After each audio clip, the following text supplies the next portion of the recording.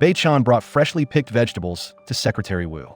As he entered his adoptive father's room, he saw Xing Ran leaning close against his chest. He thought she wanted to harm Mr. Fong, so he pulled out his gun and pointed it at her, telling her to let him go. When Xing Ran looked up at him, Bei Chan recalled that he seemed to have met her when he was injured.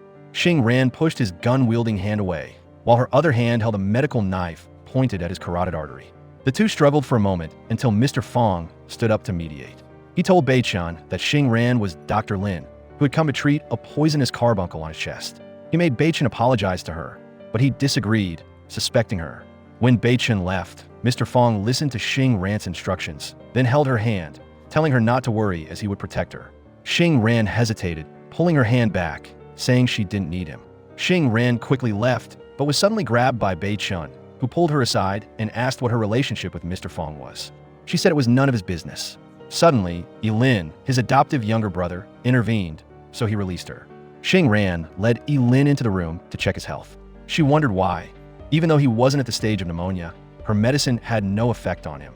Yilin asked what her relationship with his brother was, making Xing Ran recall that she had saved him, so she said Bei Chan owed her a life. That night, it rained heavily. A maid brought food up to Mr. Fong's room. Near the room, she briefly saw a figure resembling Xing Ran. She wondered why she was there and opened the room, then screamed in horror upon seeing Mr. Fong lying in a pool of blood. Everyone rushed into the room. Yilin fainted in fear. Bei Chan discovered a bullet casing at the scene and told someone to investigate. Seeing the bullet casing, Bei Chan remembered he had once given Xing Ran a gun for her birthday, so she could protect herself. Bei Chan angrily told his subordinates to find Xing Ran. When she just came in from outside and was taking off her raincoat, he already caught her. He questioned where she had been and what she was doing. Xing Ran said she was hungry and went to buy breakfast at the Diaoji shop. Her fingernails were dirty because she accidentally fell. Aunt Wang said that Xing Ran was the one who harmed Mr. Fong, which surprised her and made her want to go see. Bei Chan then asked where the gun he gave her was. She said she threw it away 2 years ago, and he knew that. But he didn't believe her because Aunt Wang clearly saw blood on her coat and her hair clip and the scent of rose nectar on her, even though she explained. When she could no longer argue, Xiao Man appeared and said Xing Ran was with her, drinking tea in her room, so she couldn't be the culprit. He still didn't believe Xiao Man and Xing Ran because there was no clear evidence. Bei Chan had his men search, then took her into a room and handcuffed her to the bed. The next morning, Yilin came and asked her why she harmed his father. She said she wasn't the culprit. She said she wouldn't be so foolish as to harm someone and leave so many clues for Bei Chan, which confused Yilin. She asked him to release her, but before he could, Bei Chan caught them. He led Yilin to Mr. Fong's memorial room. He told Yilin that she was an evil person and told him to stay away from her, or he would break Yilin's leg. Yilin, frightened, agreed. Bei Chan passed by Xing Ran's room and heard a sound. He went to her room and saw her using a vase to smash the handcuffs. He said it could only be opened with a key and was about to leave when she suddenly confessed. Xing Ran said she was the culprit. Bei Chan asked why. She said she harmed Mr. Fong for the money. Seeing he didn't believe her, she then said it was because she wanted revenge on him. Asking why he married Xiadu, Bei Chan approached her, saying it was because Xiadu wasn't deceitful, cunning, and cruel like her. She asked him to hug her, but he refused. She hugged him, causing them to fall onto the bed, and quickly took the key from his jacket. That night, Xing Ran climbed out the window. She went to the garden to dig up the blood-stained coat and was caught. He held a gun and said he knew her intention, which was why he followed to find evidence. As he spoke, she took off her coat and put on the blood-stained one. She said she was allergic to this silk coat. Bei Chan opened her coat and saw her skin covered in a rash, and she fainted. He carried her into the room. The next morning, she still hadn't woken up. Bei Chan wondered if he had wrongly accused her. He left the room and met Xiao Man, who brought a coat she found in the flower garden.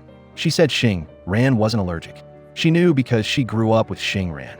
She gave the coat to Bei Chan, and a bottle of antibiotics fell out from inside. So he understood that Xing Ran was allergic to it, which was why she broke out in a rash. Bei Chan entered the room and saw the bed empty. Xing Ran had run off to meet Aunt Wang. She held medicine and forced Aunt Wang to confess. He ran in and untied Aunt Wang. He asked her why she had to do that. She said she just wanted Aunt Wang to tell the truth, but he didn't believe her. Bei Chan locked her back in the room. He asked why she was only speaking up now. That night, she heard Aunt Wang screaming loudly, so she ran to the room immediately, but forgot to bring her medicine box, so she went back to her room. Then, she discovered the window wide open and a blood-stained coat in the closet. Someone wanted to frame her. She suspected Aunt Wang was being manipulated, but he still didn't believe her, saying perhaps she was also like that, or because her attempt to seduce his father failed, she harmed Mr. Fong. Xing Ran explained that she and his father had nothing, and that she said that only to provoke him. In this lifetime, she had only ever been moved by one man. Past memories resurfaced. Bei Chun, worried about Xing Ran, taught her how to shoot a gun. She thought she didn't need to learn because she trusted he would protect her. Bei Chun still coaxed her to practice, and when her finger was injured by the gun, he couldn't help but feel pained and kissed it. Returning to reality, they were nothing to each other. Bei Chun wanted to leave, but Xing Ran asked him to believe her, then kissed him. Bei Chun's mind flashed with the image of her shooting him. He coldly bit her lip until it bled, then left. At this moment, Aunt Wang walked from afar, vaguely seeing Bei Chun's silhouette ordering her to slaughter 10 chickens. She had just nodded and turned back to work when he appeared. The person standing over there was Secretary Wu, confirming Aunt Wang's poor eyesight. Bei Chun asked her if she clearly saw Xing Ran at that time. She said she saw a vague silhouette, but not the face. Only then did he realize he had misunderstood. On the other side, Xing Ran said she suspected the culprit was someone familiar with her habits. She asked Xiao Man if it was her.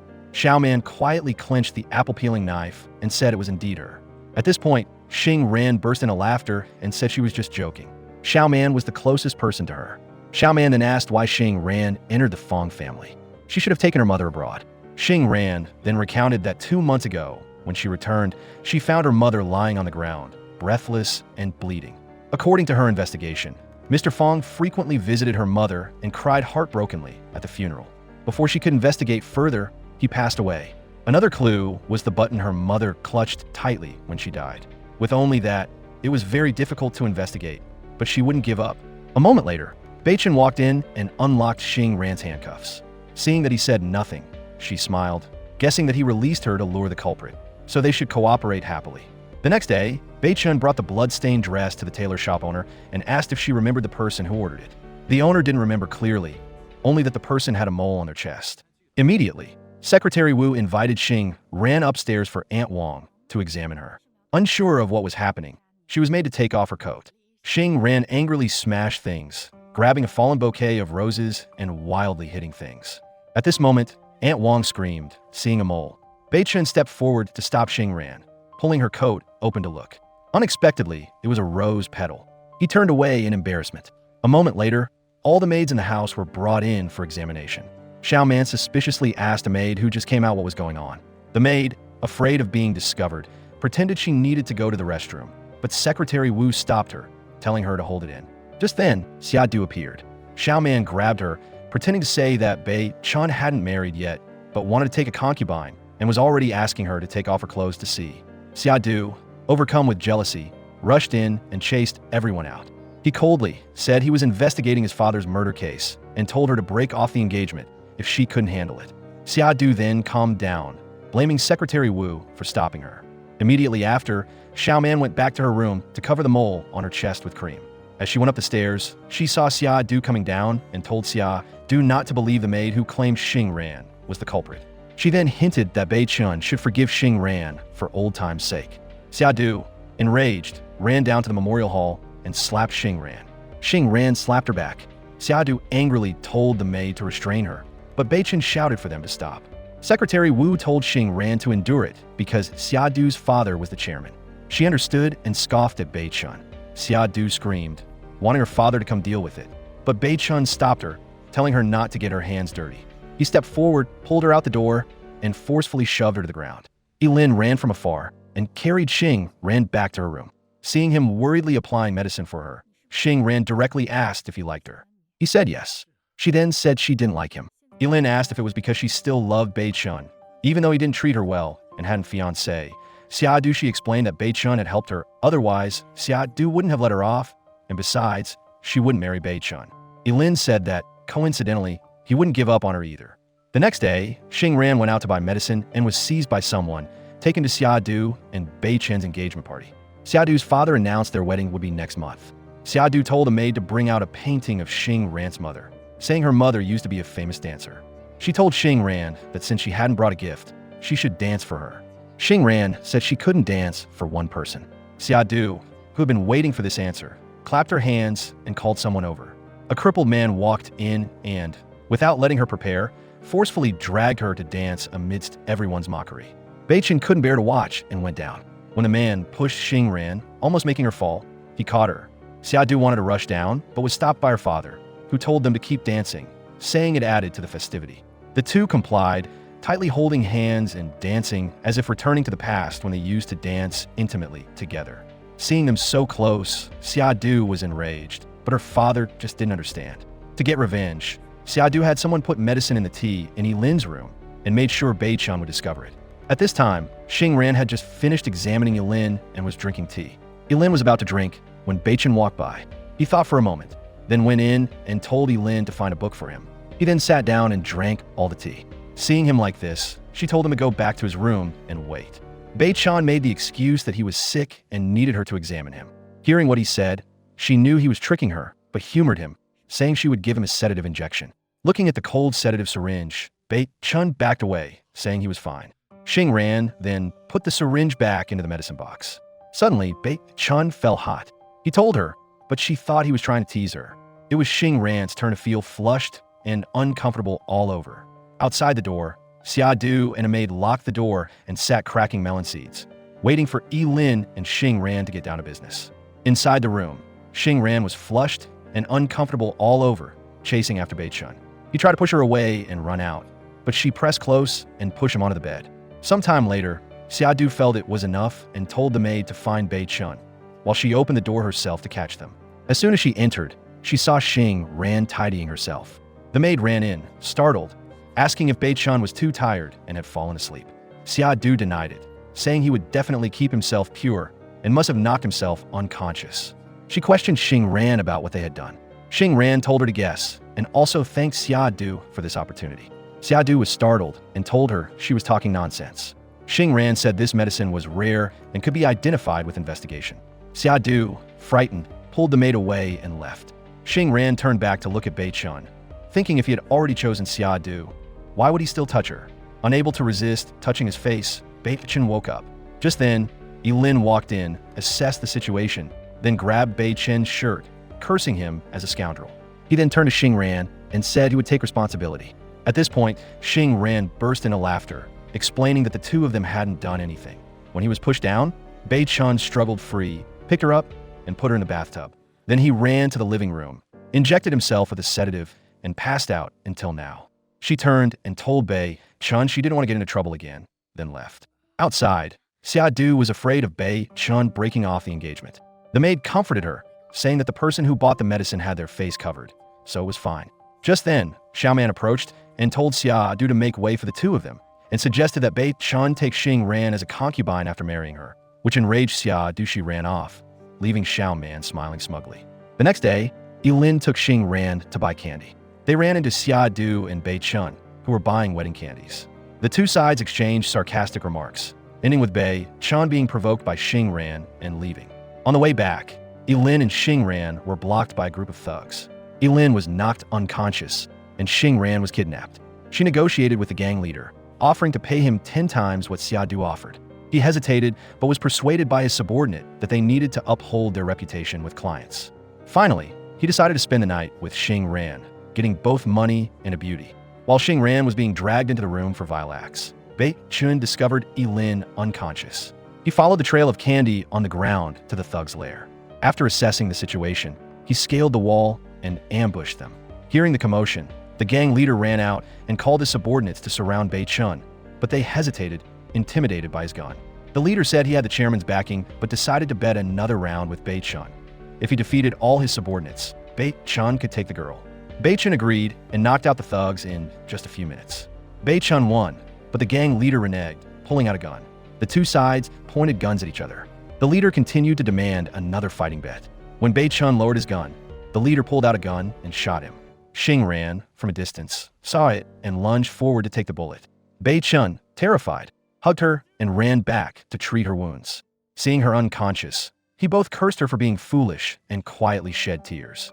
She had clearly said she would dodge if someone shot at him, yet she did this. He tightly held her hand, hoping she would wake up quickly. Bei-chun took Xiadu to the gang leader to show her the evidence of the hired thugs. He told Secretary Wu to arrest her, but Secretary Wu, worried about Xiadu's status, reminded Bei-chun, who then said he would break off the engagement with her. After that, he went home to change Xing-ran's wound dressing. Unexpectedly, she woke up. The two looked at each other awkwardly. He said he was just changing her medicine. Bei-chun saw she was hungry. He was about to get her food when Elin arrived. He wanted to feed her porridge, but Bei Chun didn't agree. The two struggled, and she ended up taking the spoon herself to eat. The next morning, Bei Chun met Xing Ran in the flower garden. He awkwardly gave her 100 treasures hairpin, saying it was a thank you gift for saving his life, but she said it was ugly. Secretary Wu also agreed. Bei Chun pulled out the hairpin. Inside was a needle. He said it was for her self-defense. If she thought it was ugly, she didn't have to take it. He was about to turn away when she stopped him, saying she'd reluctantly accept it to make him happy. Bei Chun refused. He held the hairpin high, so she couldn't reach it. The two were playfully bickering when they accidentally touched lips. This scene was witnessed by Xiao Man, who angrily told her to wait. The next day, Aunt Wang and the maid were hanging clothes when they saw Xing Ran and Xia Du meeting. The two argued a lot. Xia Du told Xing Ran not to think she would ever get into this family. Suddenly, she had a sudden difficulty breathing and fainted, which terrified Xing Ran. She pulled out the hairpin and stabbed it into Xia Du's lung so she could breathe, then ran to get emergency supplies. When she returned, Xia Du was dead. Aunt Wang led Bei Chun and Secretary Wu running over, pointing at Xing Ran and saying she was the one who killed Xia Du, telling him to arrest her. Since the evidence was complete, he had no choice but to handcuff her. Bei Chun pulled Xing Ran into the car. In the car, she speculated that the killer must be within the Fong family, as it only took 5 minutes to get the medicine box to Xia Du's location. Seeing that he said nothing, she thought, how could he believe her? Seeing her thought, Bei Chun said whether he believed her or not wasn't important. What mattered was Xia Du's father. He drove her out of the city and told her to leave, but she refused because she still wanted to investigate her mother's killer, and she wondered what would happen to him if she left. Bei Chun angrily slammed the car door, then decided to drive her to the suburbs and keep her under surveillance until the investigation was complete. During that time, Xing Ran, feeling hungry, demanded all sorts of things to annoy him, hoping he would let her go. But Bei Chun still refused. She even demanded to change beds because she couldn't sleep. Out of options, he called Elin, telling him to bring a bed and explaining the situation. Xiao Man worriedly asked him.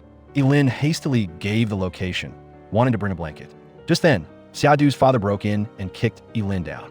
He was about to shoot him when Xiao Man rushed forward to shield him. On the other side, Xing Ran and Bei Chun were chased by Xia Du's father's men. Bei Chun quickly pulled Xing Ran into a warehouse.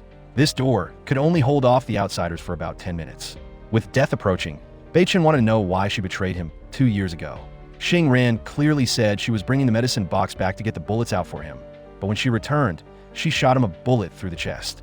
Xing Ran said that at that time, she saw a group of people investigating him, so she lured them away and was imprisoned for a month. One day, they released her. She returned to hear he was engaged. Bei Chun explained the engagement was because his father wanted him to recover after she left. Understanding each other, at the same moment the door was smashed open. They held hands, no longer fearing death. At this moment, the door opened and a group of people pointed guns at them. Xia Du's father told Bei Chun to bring her out for an explanation.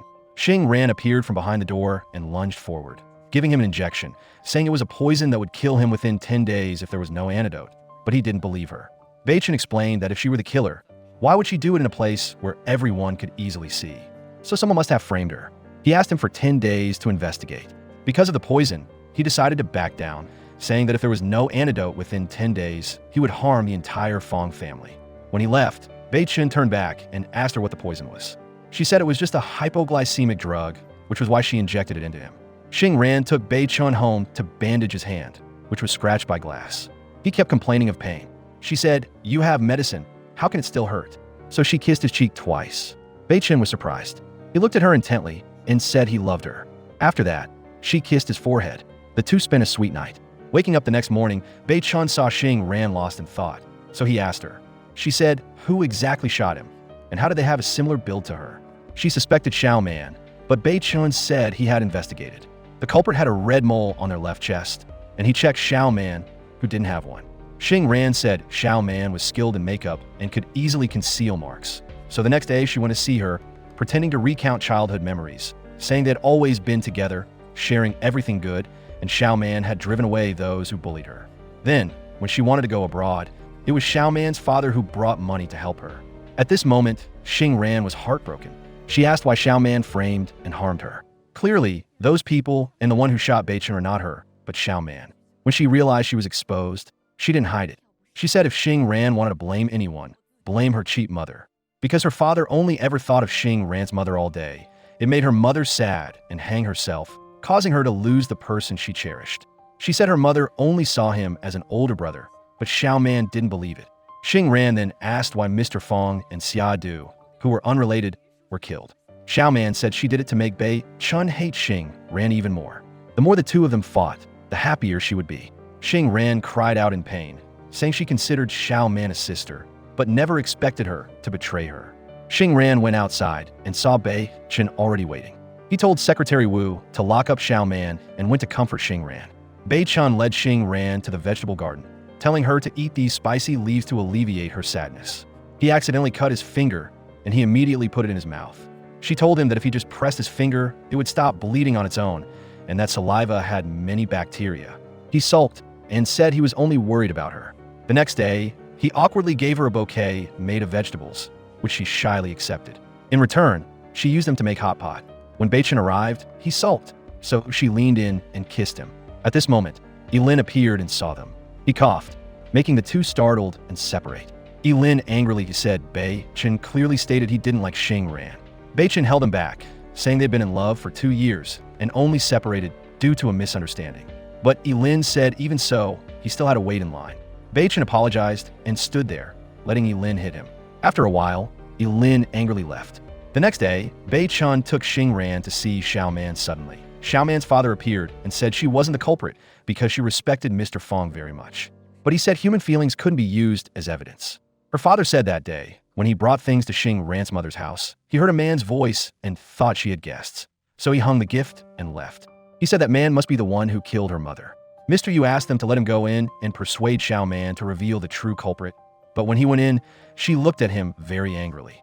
She said if she were released, she would kill Xing Ran immediately, telling him to get out. Mr. Yu, helpless, went outside. Mr. Yu said to give him some time, he would persuade her. Then he said he also came for another reason. Mr. Fong's will before he died. When everyone was present in the living room, he read the will. All assets registered under Mr. Fong's name would be managed by Xing Ran, which left everyone confused as to why. Mr. Yu said it was because she was Mr. Fong's biological daughter. Mr. Yu and Xing Ran went outside to talk. She said she wouldn't touch a single penny of the Fong family's assets because he abandoned her and her mother. Mr. Yu then said she had misunderstood. That year, Mr. Fong and her mother loved each other very much, but the Fong family looked down on her mother's humble background. Mr. Fong's official fiancée was Mrs. Fong, and she was so infatuated with Mr. Fong that she drugged him and became pregnant with Yilin. That's why her mother left. A month ago, Mr. Fong found her mother, but fate was cruel, and both Mr. Fong and her mother passed away. Xing Ran said, no wonder Mr. Fong cried so much at her mother's funeral. She said the culprit who wanted to frame her wanted this inheritance, and she suspected either Yilin or Bei-Chen. The next day, she brought food to Xiao Man and asked her about the culprit, but she refused to say anything, telling her to go die. Xing Ran stood up, pretending to drop the key under the chair, then told her she had half a day to speak up because she had evidence that the culprit was a member of the Fong family. When she left, Xiao Man saw the key and used it to unlock her handcuffs and leave the room. Xing Ran followed Xiao Man and saw her go to Bei-Chen's room. Standing outside, she heard Xiao Man say she did it because she wanted this inheritance for him. All Xiao Man did was out of excessive love for him, which was why she almost killed him 2 years ago. Bei-Chen told her she was truly crazy. Xiao Man said she knew he was the one who killed Xing Ran's mother, because in her mother's hand before she died was a button, and it was from the black coat Mr. Fong gave him. He told her not to slander him. Xing Ran outside was stunned, fearing he would do something to Xiao Man. She knocked on the door and told him to come down for dinner. Xing Ran entered his room to look for that black coat. He came in and asked her what she was doing. She said it was almost his birthday, so she wanted to make him a new coat as a gift. Since she didn't know his measurements, she was using his old coat to measure. He told her to measure him in person.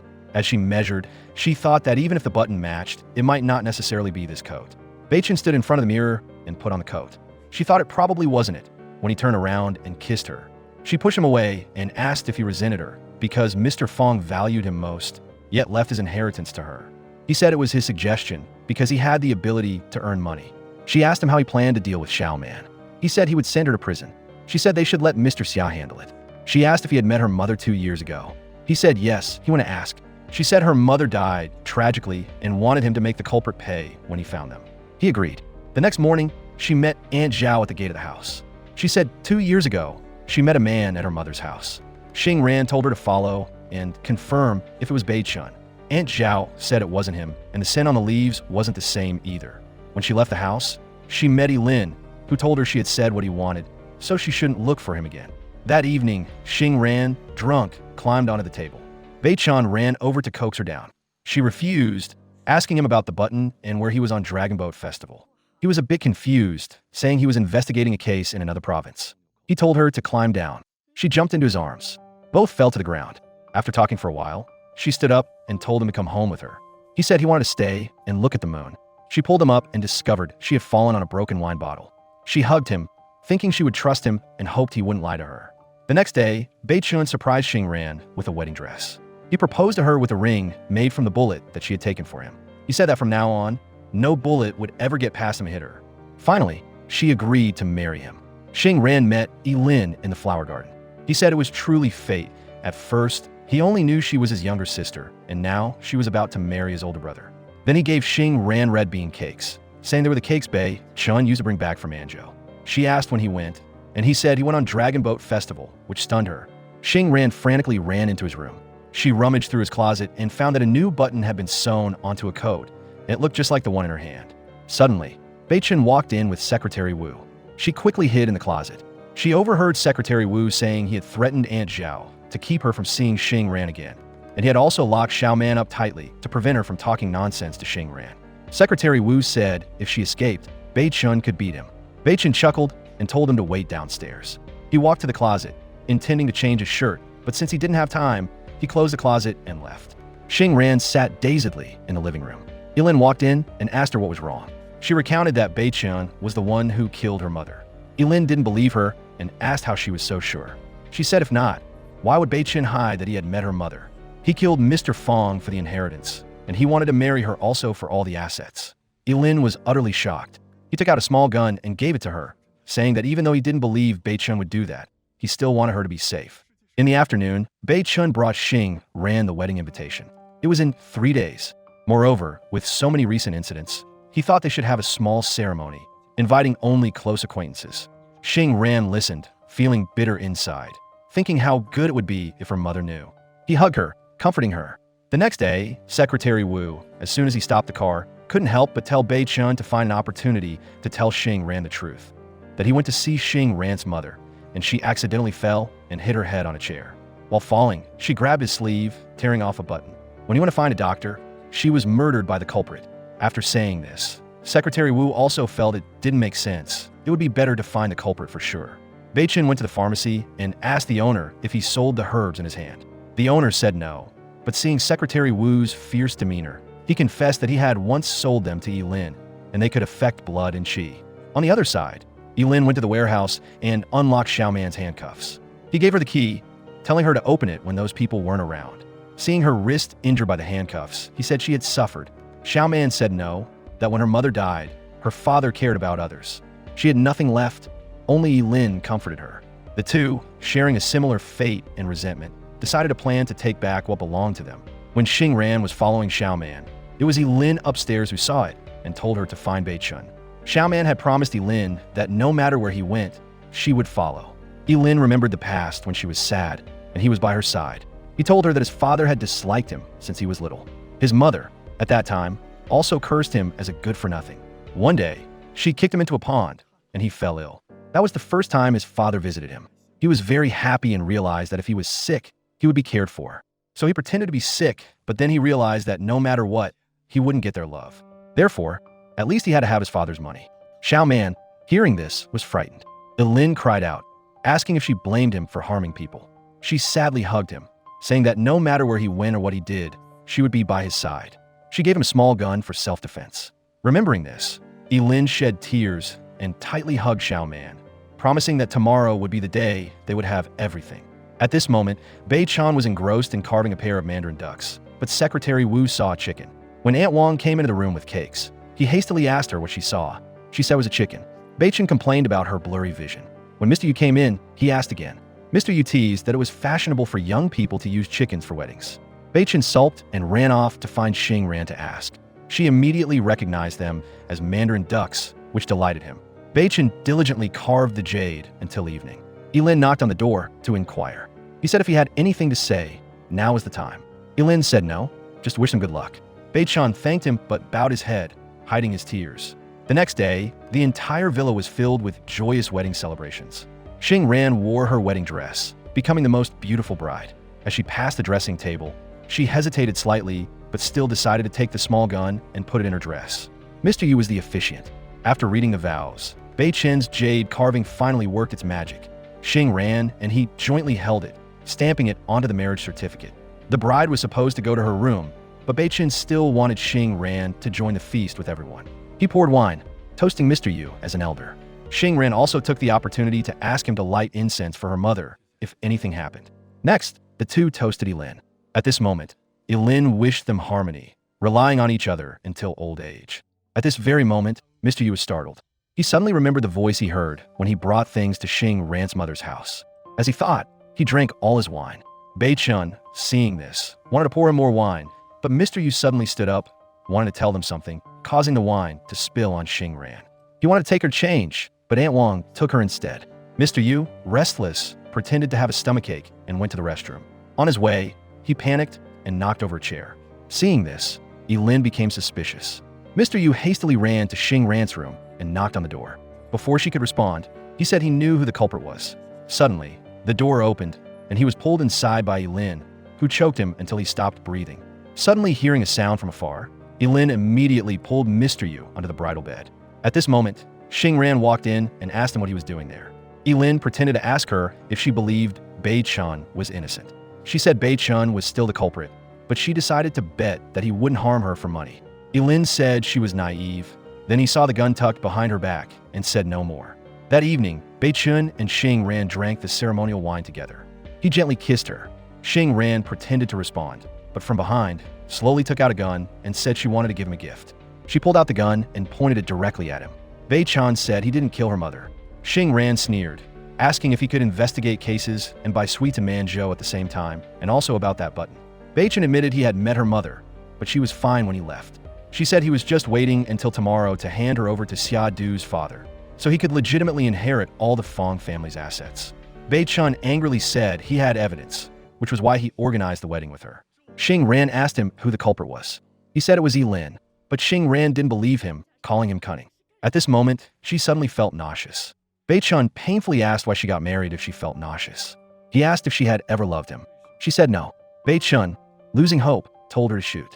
At his urging, she fired. The gunshot made Secretary Wu rush upstairs. Yilin, from outside, said they were just playing and persuaded Secretary Wu to go back downstairs. Then, Yilin entered the room, feigning panic, closed the door, and ran to Xing Ran, telling her to give him the gun so he could take responsibility, as he was also nearing death. At his fervent urging, Xing Ran handed over the gun. Yilin immediately pointed the gun at Xing Ran. She asked him why. It turned out he was the culprit who killed her mother. Yilin said it was because she desired to be Mrs. Fong. Xing Ran lunged to grab the gun, but was thrown back. She cursed him, calling him a beast who even killed his own biological father. Yilin asked if his father deserved it. That day, Yilin heard Mr. Fong hand over all his assets to Xing Ran. He asked his father why. Was it because of that harlot's daughter? His father angrily slapped him. He said Yilin wasn't his son, and that his nature was as evil as his mother's. Had he known, he wouldn't have given birth to him. Just this one sentence made Yilin act. Xing Ran asked him why he killed Xia Du. He said it was because Bei Chun kept hesitating and wouldn't deal with her, so he had to let Mr. Xia handle her. Yilin said he would quickly bring her down to meet him. He was about to shoot her when the gun didn't fire. As he wondered why, Xing Ran told Bei Chun to wake up. It turned out she had told him earlier that she knew Yilin was the culprit, so she needed him to act a play with her. Yilin angrily asked how she knew. She said Mr. Yu had told her. When she followed him into the room, she found Mr. Yu's body in the closet. Before that, Mr. Yu had told her that he had heard the culprit's voice when he went to her mother's house that day, so he was silenced by Yilin. Yilin said even so, he didn't necessarily kill Mr. Fong. She said the gun was given to her by Bei Chun. 2 years ago, she threw it away on the bridge, but Xiao Man found it and gave it to Yilin. He used it to kill his father for the inheritance. Yilin said he was just taking back what belonged to him. From childhood, Mr. Fong only cared about Bei Chun. The love he gave Bei Chun was even more than for his own biological son. Bei Chun then said Mr. Fong also loved Yilin. When Yilin fell into the pond, even though he couldn't swim, he jumped in to save him. He said he went abroad to study and then came back to be a police officer precisely because he didn't want anything from the Fong family. As he spoke and approached, Yilin pulled out a knife, stabbed him, and ran away. Xing Ran helped him into the room and bandaged him. The two talked, and decided that no matter what happened, they wouldn't hide it from each other. They would tell each other to solve things together and avoid misunderstandings. He agreed and told her not to go out for a while. He would ask Secretary Wu to monitor and search for Lin. He had just laid down to rest when Secretary Wu arrived, reporting that Xiao Man had escaped. Xing Ran had just stepped into the room when Xiao Man suddenly lunged at her with a knife. Xing Ran glanced down at the table and saw a gun. She dodged, grabbed the gun, and pointed it at Xiao Man. She asked Xiao Man, "You love him, but what about him?" Xiao Man froze and slowly lowered the knife. The two went to the hall, where Mr. Yu's body lay. Xiao Man said, "What if Lin killed him? He should have followed my mother a long time ago." Xing Ran said the reason Xiao Man hadn't gone to the police station yet was because Mr. Yu had asked them to let him take the blame for his child, but Xing Ran and Bei Chun didn't agree, which prolonged the situation. Xing Ran said, "Did Xiao Man truly want to sacrifice someone who was willing to die for her, for the sake of someone who wanted her dead?" Xiao Man moved, turned over the hand she was clutching, and saw he was holding a candy wrapper. That candy was given to her by him when she was little to stop her crying. Xing Ran said that because she had promised Mr. Yu, she told Xiao Man to leave. The next day, Lin went to meet Mr. Xia at a restaurant. He said Xing Ran and Bei Chun had just gotten married yesterday, so now they were family, and they wanted to make him the scapegoat. He claimed that Mr. Xia wasn't poisoned, and that his actions were just to keep him in check, which enraged Mr. Xia. He gathered his Shark Gang men and went to Bei Chen's house. Meanwhile, the two newlyweds were about to invite Mr. Xia over. Mr. Xia arrived and demanded Bei Chun hand over Xing Ran.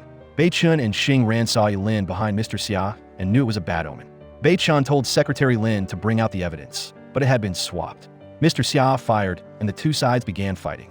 He asked Secretary Wu to take her first, but they were still blocked. Secretary Wu was injured in the hand. As he stood up, he saw Lin holding Xing Ran, telling him to drop his gun and handcuff himself. Lin was about to kill her when Xiao Man appeared and stopped him. Xiao Man stabbed Lin directly in the stomach. Xing Ran, startled, ran back and leaned against the wall. Lin asked why. Xiao Man cried, saying that from the beginning, he had used her without caring, but he shouldn't have killed Mr. Yu. He was her only family. Lin cried, apologizing, saying he had never used Xiao Man. When he passed out, Xiao Man muttered her promise to him, then pulled the knife from Lin's stomach and slit her own throat. Xing Ran frantically ran over, crying, saying she would save her. Xiao Man said the disc was in the study. She said perhaps in the next life, they shouldn't meet again. Xing Ran cried a lot, finally laying Xiao Man in Lin's arms. Xing Ran ran to the living room and saw Bei Chun hiding against the wall. She proactively went out to meet Mr. Xia. She said Secretary Wu was going to get the evidence, and the disc truly proved Lin killed Xia. Dushi said they only needed to wait 10 minutes because they couldn't escape anyway, but he didn't agree. He fired his gun, and Bei Chun shielded Xing Ran from the bullet. Finally, he heard the truth from the disc that the secretary brought. He didn't let her go get the box, saying that every time she went to get something, unexpected things happened. He said he had kept his promise not to let any bullet hit her. He asked her if her wound hurt. She recalled that every time she was injured, he would ask the same question. This time, she said she didn't hurt, but then she heard him say he was in a lot of pain. He was afraid of pain. He apologized for not protecting her well. Xing Ran cried a lot. She remembered when he carved the mandarin ducks himself, hoping they would grow old together, never separating. Half a year later, as she was lighting incense for Mr. Fong and Mrs. Ru Meng, she said Bei Chun had been asleep for half a year, calling him lazy for not waking up to help her. As she spoke, Aunt Wang burst in. She said Bei Chun had disappeared. When she ran to look for him, he appeared outside the door, calling her name. Finally, after half a year of waiting, she waited for him to wake up. The two joyfully embraced, as if there had been no separation. The film ends here. Thank you for your interest and support. Please like our channel to motivate us to make more films. See you again, films.